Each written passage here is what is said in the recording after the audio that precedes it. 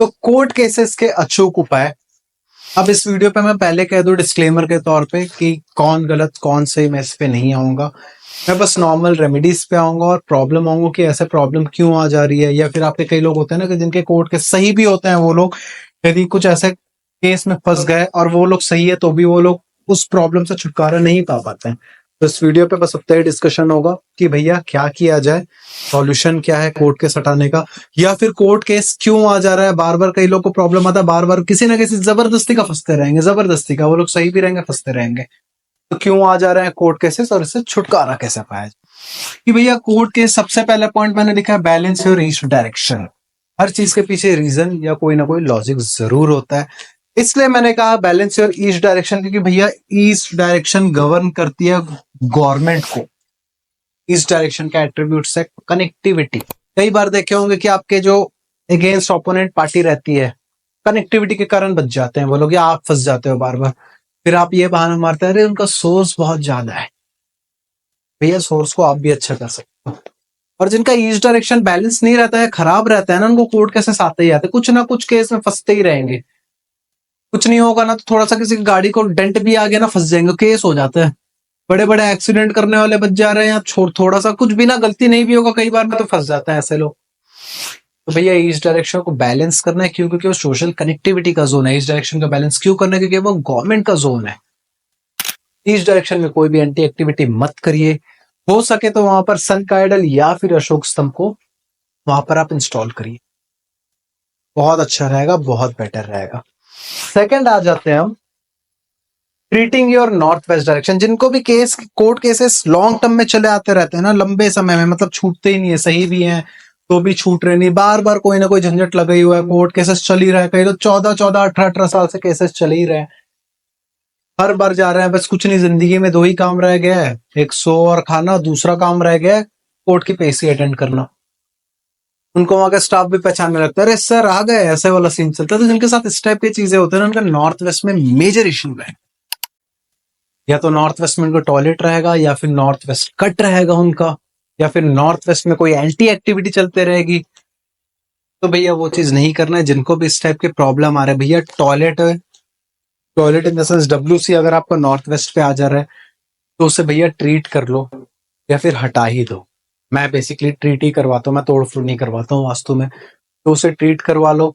दूसरा चीज, अगर कोई खाली कमरा आपको लग रहा है कि वहां टॉयलेट वॉयलेट कुछ भी नहीं है तो भी आपको ये प्रॉब्लम आ रहा है, तो वहां जो भी कमरा है या फिर जो भी चीज वहां पर आ रहा है उसे आप white colour, of white colour या फिर व्हाइट कलर, ज्यादा अच्छा रहेगा जब आप प्योर व्हाइट कलर से उसे पेंट करवा दो चारों वॉल को। कोई रूम है खाली रूम, पहली बात नॉर्थ वेस्ट खाली नहीं रखे रहने देना है ना, ध्यान रखेगा। जिनका भी इस टाइप की चीजें चलिए वहां कुछ ना कुछ एक्टिविटी करते रहिए।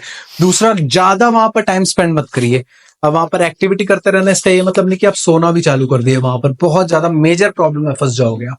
पर ट्राई ये करिए कि वहां कुछ ना कुछ एक्टिविटी रखिए, रूम में आना जाना करिए, पूजा पाठ, अगर अगरबत्ती घर में घुमा रहे हो, दिया घुमा रहे तो उस रूम में भी घुमाइए।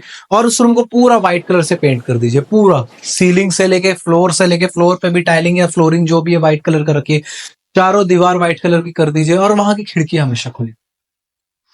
दूसरा जो इंपॉर्टेंट रेमेडी आप कर सकते हो, जो भी केस में आप इन्वॉल्व हो, जो भी आपको लगता है जिससे आपको सपोर्ट की जरूरत है, लेट अस सपोज आपको ऐसा लगता है कि भैया अगर ये इंसान मेरे फेवर में गवाही दे देगा ना तो मैं बच जाऊं, आप नॉर्थ वेस्ट के रूम पे या जो भी वहां नॉर्थ वेस्ट के जोन पे उस इंसान की फोटो या उसका नाम लिख कर रख दी।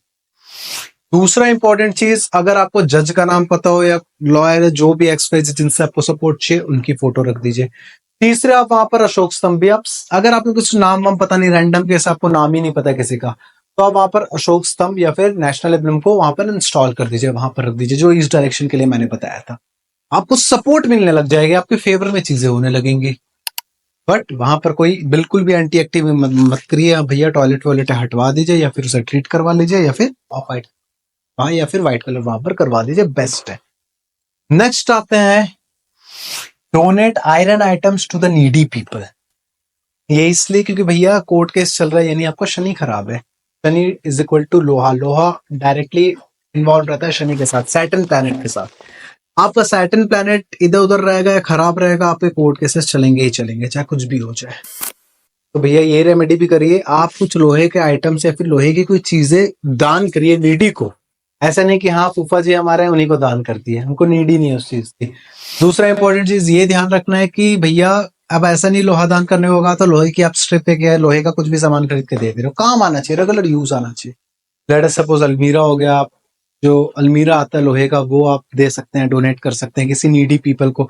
आपके घर में मेड काम कर रही है उससे डोनेट कर दो, उससे कुछ ले लो, 10 रुपए ले लो भले। घर वालों को जो भी मेड वगैरह रहते हैं उनको कभी भी कोई चीज फ्री में दान नहीं देनी चाहिए। बाकी अगर आप रैंडम किसी को दे रहे हो स्ट्रेंजर को तो आप अलमीरा दान दे सकते हो अगर पॉसिबल हो, या फिर अफोर्ड अगर आप कर पाओ तो सिलाई मशीन मशीन अगर आप किसी को दे रहे हो, सिलाई करने की मशीन आती है वो अगर आप किसी को दान या डोनेट दे रहे हो नीडी को, और वो needy people let us suppose कोई एक फीमेल है आपके पहचान में या नहीं भी पहचान में, आपने उसे सिलाई मशीन गिफ्ट कर दी या फिर दान डोनेट कर दिया, अब ये तो बोलोगे ना ले दान कर दिया, गिफ्ट कर रहा। और यदि वो इंसान जो भी फीमेल हो या मेल हो वो इस सिलाई मशीन का यूज करके पैसे कमा रहा है या फिर इसका प्रॉपर रेगुलर यूज कर रहा है, ट्रस्ट मी आपको बहुत अच्छे चेंजेस देखने को मिलेंगे, बहुत ही अच्छे।